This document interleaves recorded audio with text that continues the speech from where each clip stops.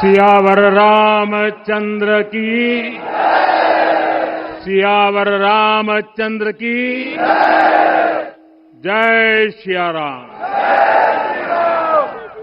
उत्तर प्रदेश की राज्यपाल आनंदीबेन पटेल,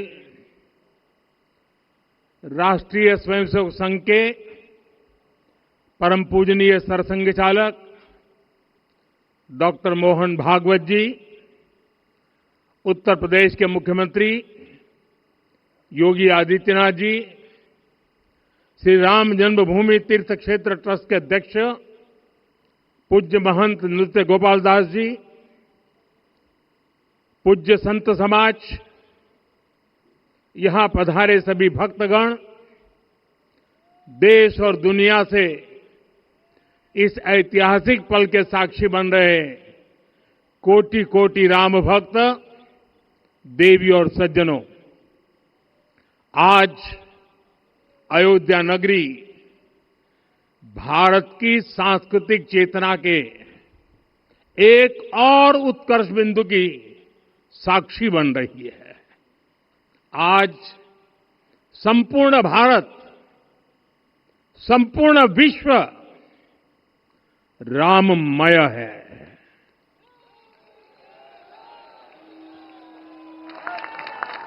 हर राम भक्त के हृदय में अद्वितीय संतोष है, असीम कृतज्ञता है, अपार अलौकिक आनंद है। सदियों के घाव भर रहे हैं, सदियों की वेदना आज विराम पा रही है, सदियों का संकल्प आज सिद्धि को प्राप्त हो रहा है। आज उस यज्ञ की पूर्णाहुति है जिसकी अग्नि 500 वर्ष तक प्रज्वलित रही। जो यज्ञ एक पल भी आस्था से डिगा नहीं, एक पल भी विश्वास से टूटा नहीं। आज भगवान श्री राम के गर्भगृह की अनंत ऊर्जा, श्री राम परिवार का दिव्य प्रताप इस धर्म ध्वजा के रूप में इस दिव्यतम भव्यतम मंदिर में प्रतिष्ठापित हुआ है। और साथियों, ये धर्म ध्वजा केवल एक ध्वजा नहीं, ये भारतीय सभ्यता के पुनर्जागरण का ध्वज है। इसका भगवा रंग, इस पर रचित सूर्य वंश की ख्याति, वर्णित ओम शब्द और अंकित कोविदार वृक्ष राम राज्य की कीर्ति को प्रतिरूपित करता है। ये ध्वज संकल्प है, ये ध्वज सफलता है, ये ध्वज संघर्ष से सृजन की गाथा है, ये ध्वज सदियों से चले आ रहे स्वप्नों का साकार स्वरूप है। ये ध्वज संतों की साधना और समाज की सहभागिता की सार्थक परिणति है। साथियों, आने वाली सदियों और सहस्त्र शताब्दियों तक ये धर्म ध्वज प्रभु राम के आदर्शों और सिद्धांतों का उद्घोष करेगा। ये धर्म ध्वज आह्वान करेगा, सत्यमेव जयते नानृतम, यानी जीत सत्य की ही होती है, असत्य की नहीं। ये धर्म ध्वज उद्घोष करेगा, सत्यम एक पदम, ब्रह्म सत्य धर्म प्रतिष्ठित, अर्थात सत्य ही ब्रह्म का स्वरूप है, सत्य में ही धर्म स्थापित है। ये धर्म ध्वज प्रेरणा बनेगा, प्राण जाए पर वचन न जाहि, अर्थात जो कहा जाए वही किया जाए। ये धर्म ध्वज संदेश देगा, कर्म प्रधान विश्व रची राखा, अर्थात विश्व में कर्म और कर्तव्य की प्रधानता हो।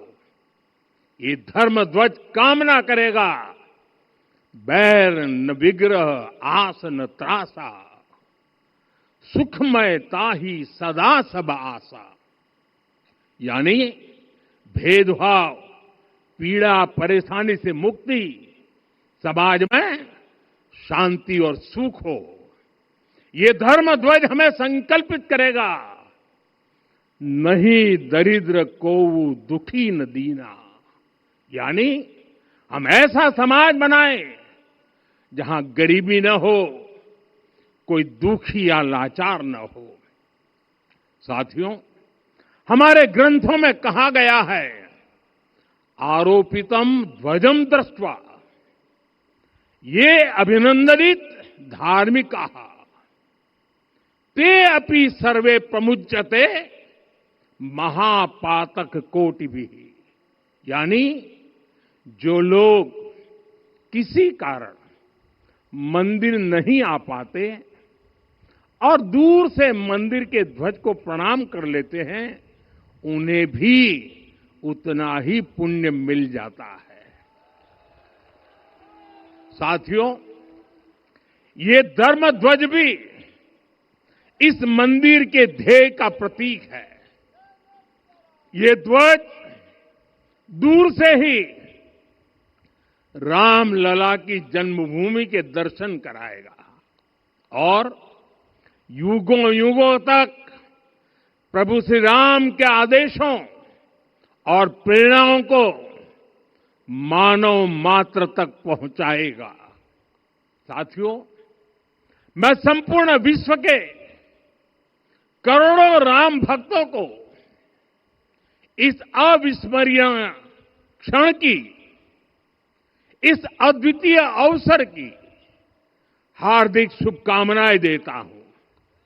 मैं आज उन सभी भक्तों को भी प्रणाम करता हूं, हर उस दानवीर का भी आभार व्यक्त करता हूं जिसने राम मंदिर निर्माण के लिए अपना सहयोग दिया। मैं राम मंदिर के निर्माण से जुड़े हर श्रमवीर, हर कारीगर, हर योजनाकार, हर वास्तुकार, सभी का अभिनंदन करता हूं। साथियों, अयोध्या वह भूमि है जहां आदर्श आचरण में बदलते हैं। यही वह नगरी है जहां श्री श्री राम ने अपना जीवन पथ शुरू किया था। इसी अयोध्या ने संसार को बताया कि एक व्यक्ति कैसे समाज की शक्ति से, उसके संस्कारों से पुरुषोत्तम बनता है। जब श्री राम अयोध्या से वनवास को गए तो वे युवराज राम थे, लेकिन जब लौटे तो मर्यादा पुरुषोत्तम बनकर के आए और उनके मर्यादा पुरुषोत्तम बनने में महर्षि वशिष्ठ का ज्ञान, महर्षि विश्वामित्र की दीक्षा, महर्षि अगस्त्य का मार्गदर्शन, निषाद राज की मित्रता,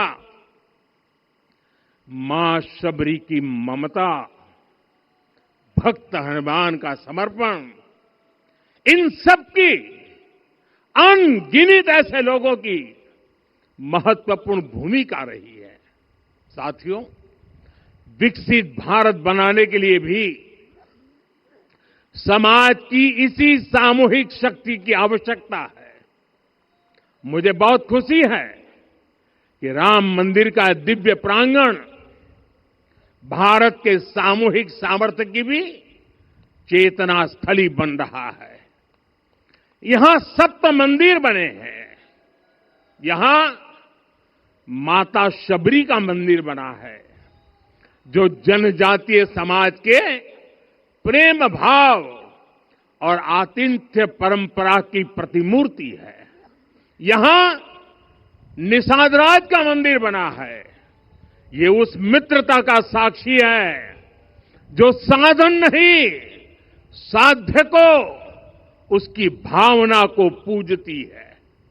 यहां एक ही स्थान पर माता अहिल्या है, महर्षि वाल्मीकि है, महर्षि वशिष्ठ है, महर्षि विश्वामित्र है, महर्षि अगस्त्य है और संत तुलसीदास है। रामलला के साथ साथ इन सभी ऋषियों के दर्शन भी यहीं पर होते हैं।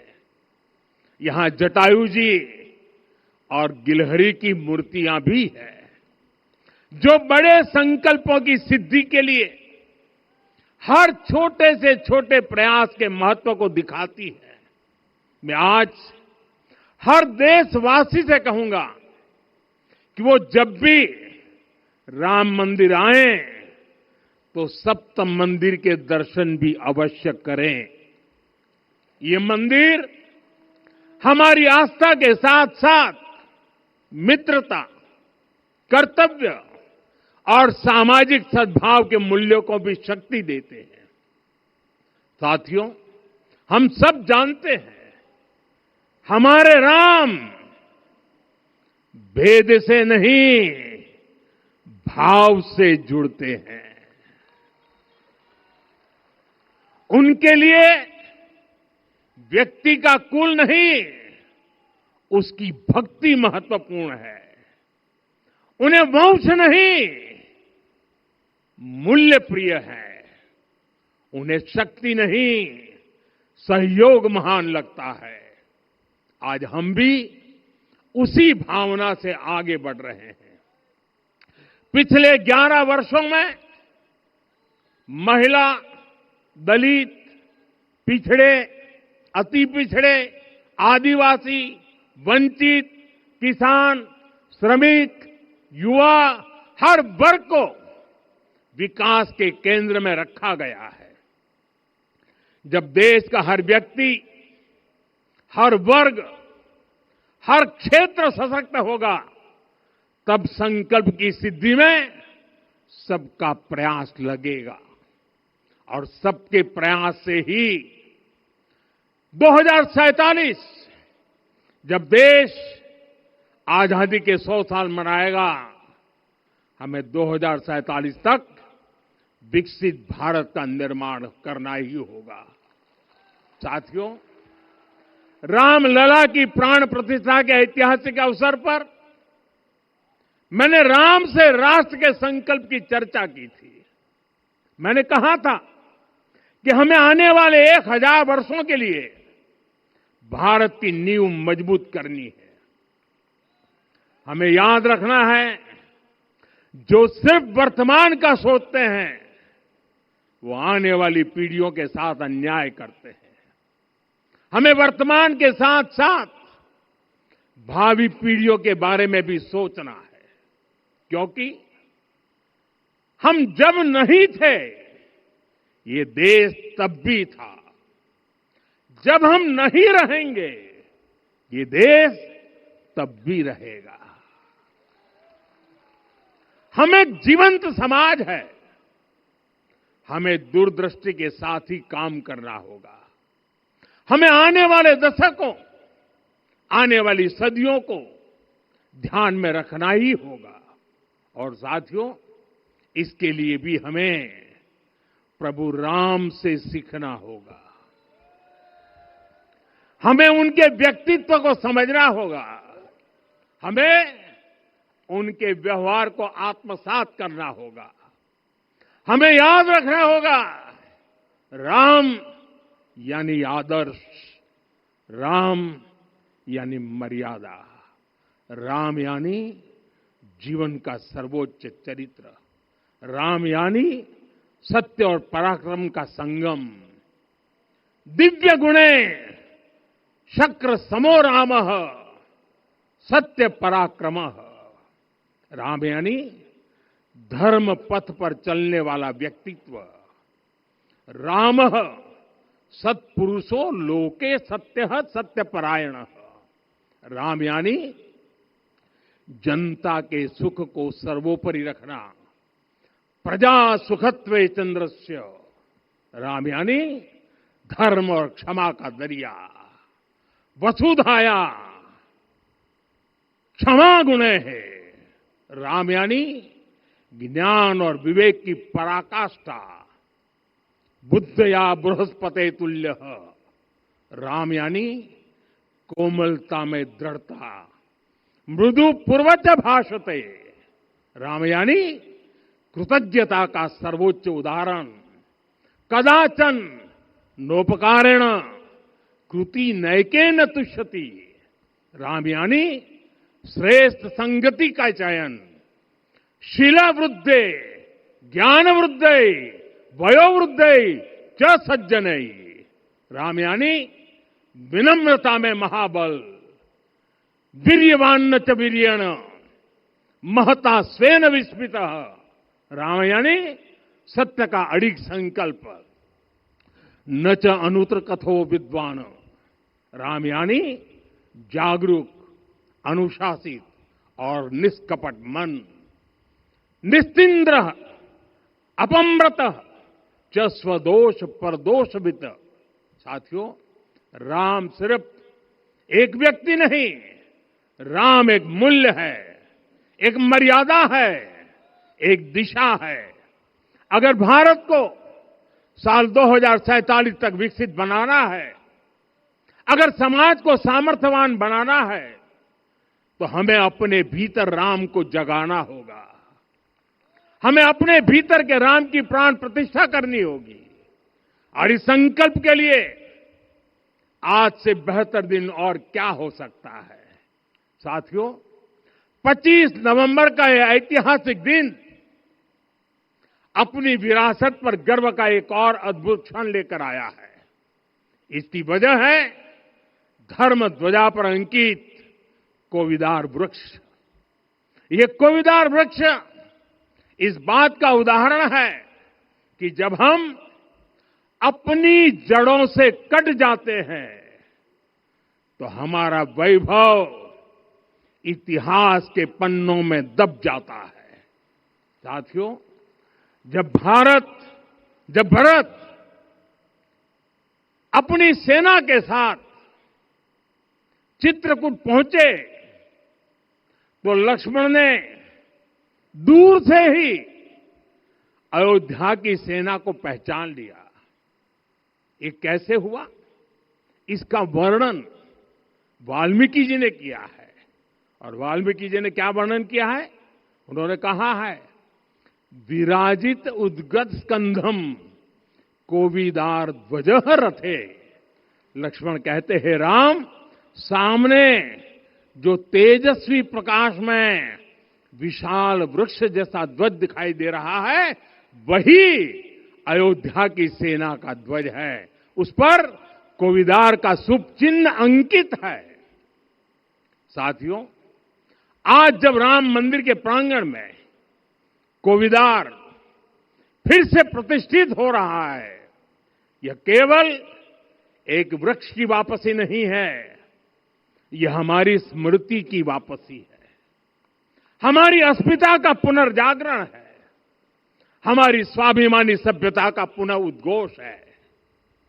कोविदार वृक्ष हमें याद दिलाता है कि जब हम अपनी पहचान भूलते हैं तो हम स्वयं को खो देते हैं, और जब पहचान लौटती है तो राष्ट्र का आत्मविश्वास भी लौट आता है।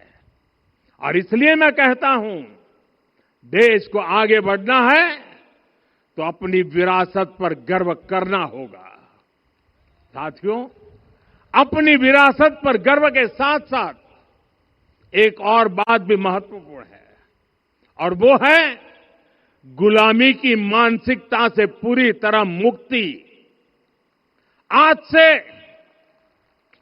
190 साल पहले 190 साल पहले साल 1835 में 1835 में मैकाले नाम के एक अंग्रेज ने भारत को अपनी जड़ों से उखाड़ने के बीज बोए थे। मैकाले ने भारत में मानसिक गुलामी की नींव रखी थी। 10 साल बाद यानी 2035 में उस अपवित्र घटना को 200 वर्ष पूरे हो रहे हैं।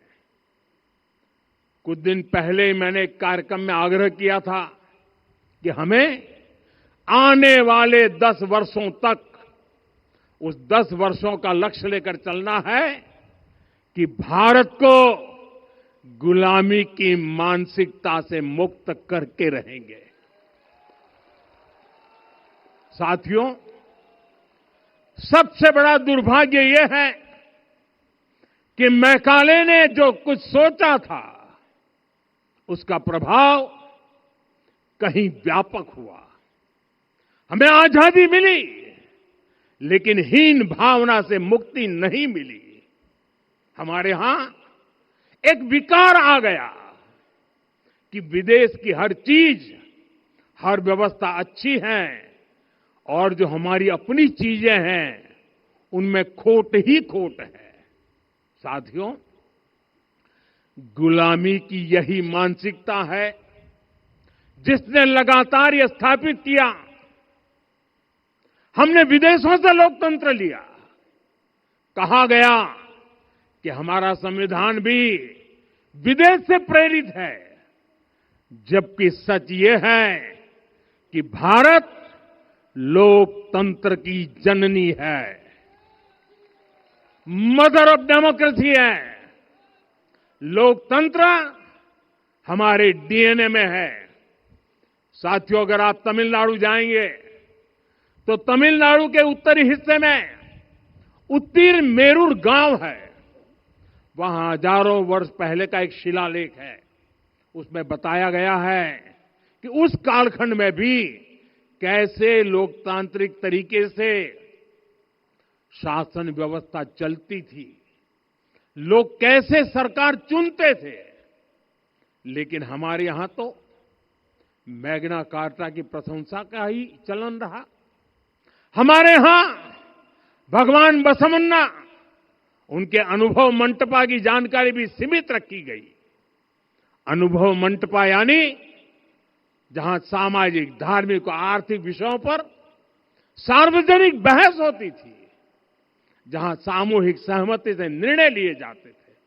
लेकिन गुलामी की मानसिकता के कारण इस भारत की कितनी ही पीढ़ियों को इस जानकारी से भी वंचित रखा गया। साथियों, हमारी व्यवस्था के हर कोने में गुलामी की इस मानसिकता ने डेरा डाला हुआ था। अब याद करिए, भारतीय नौसेना का ध्वज सदियों तक उस ध्वज पर ऐसे प्रतीक बने रहे जिनका हमारी सभ्यता, हमारी शक्ति, हमारी विरासत से कोई संबंध नहीं था। अब हमने नौसेना के ध्वज से गुलामी के हर प्रतीक को हटाया है। हमने छत्रपति शिवाजी महाराज की विरासत को स्थापित किया है।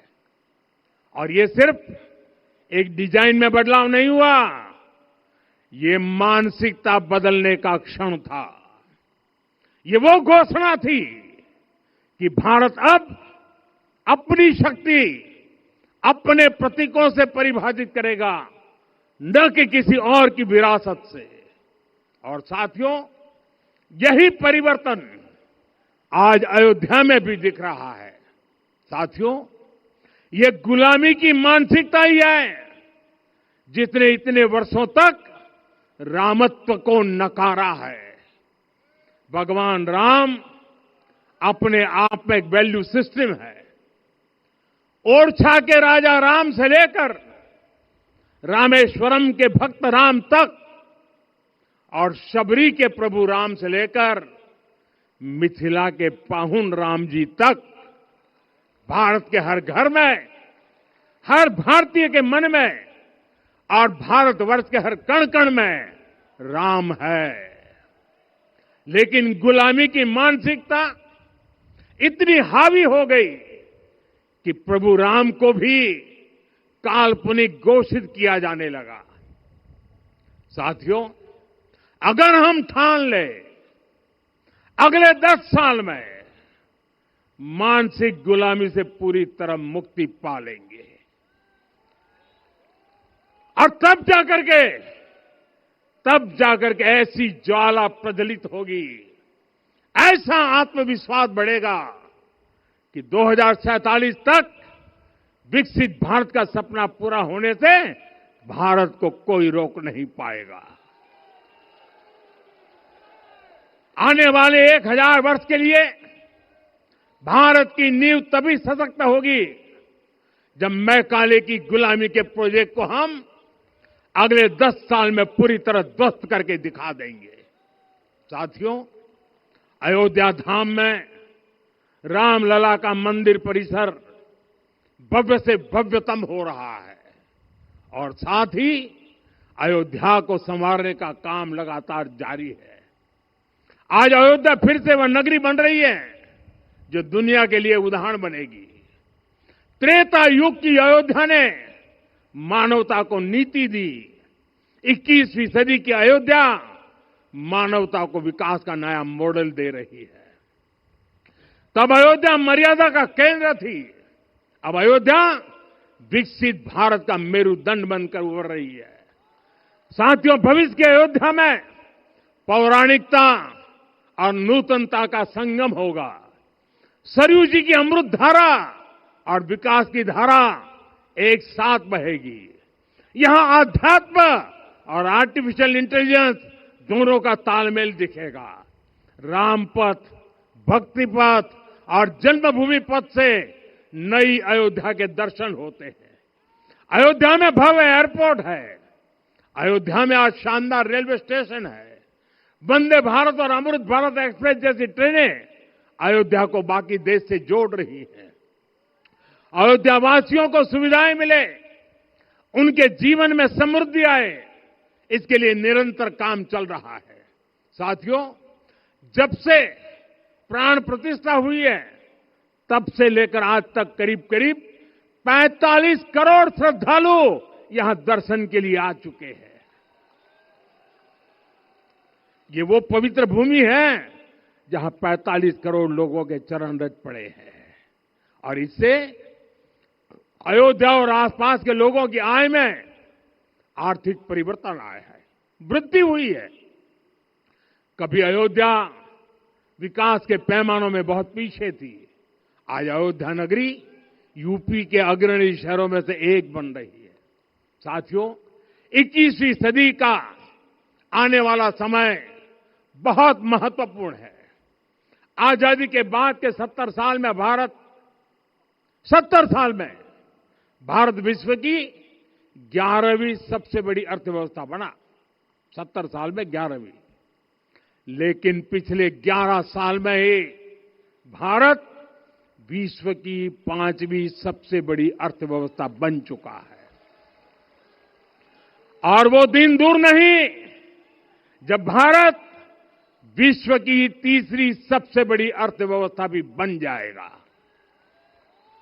आने वाला समय नए अवसरों का है, नई संभावनाओं का है और इस अहम कालखंड में भी भगवान राम के विचार ही हमारी प्रेरणा बनेंगे। जब श्री राम के सामने रावण विजय जैसा विशाल लक्ष्य था तब उन्होंने कहा था, सौरज धीरज ते ही रथ चाका, सत्यशील दृढ़ ध्वज पताका। बल विवेक दम परहित गोरे, क्षमा कृपा समता रजु जोरे। यानी रावण पर विजय पाने के लिए जो रथ चाहिए, शौर्य और धैर्य उसके पहिए हैं, उसकी ध्वजा सत्य और अच्छे आचरण की है, बल विवेक संयम और परोपकार इस रथ के घोड़े हैं, लगाम के रूप में क्षमा दया और समता है जो रथ को सही दिशा में रखते हैं। साथियों, विकसित भारत की यात्रा को गति देने के लिए ऐसा ही रथ चाहिए, ऐसा रथ जिसके पहिए शौर्य और धैर्य हो, यानी चुनौतियों से टकराने का साहस भी हो और परिणाम आने तक दृढ़ता से डटे रहने का धैर्य भी हो। ऐसा रथ जिसकी ध्वजा सत्य और सर्वोच्च आचरण हो, यानी नीति नियत और नैतिकता से समझौता कभी न हो। ऐसा रथ जिसके घोड़े बल विवेक संयम और परोपकार हो, यानी शक्ति भी हो बुद्धि भी हो अनुशासन भी हो और दूसरों के हित का भाव भी हो। ऐसा रथ जिसकी लगाम क्षमा करुणा और संभाव हो, यानी जहां सफलता का अहंकार नहीं और असफलता में भी दूसरों के प्रति सम्मान बना रहे। और इसलिए मैं आदरपूर्वक कहता हूं, ये पल कंधे से कंधा मिलाने का है, ये पल गति बढ़ाने का है। हमें वो भारत बनाना है जो राम राज्य से प्रेरित हो, और ये तभी संभव है जब स्वयं हित से पहले देश हित होगा, जब राष्ट्र हित सर्वोपरि रहेगा। एक बार फिर आप सभी को बहुत बहुत शुभकामनाएं देता हूं। जय सिया राम, जय सिया राम, जय सिया राम।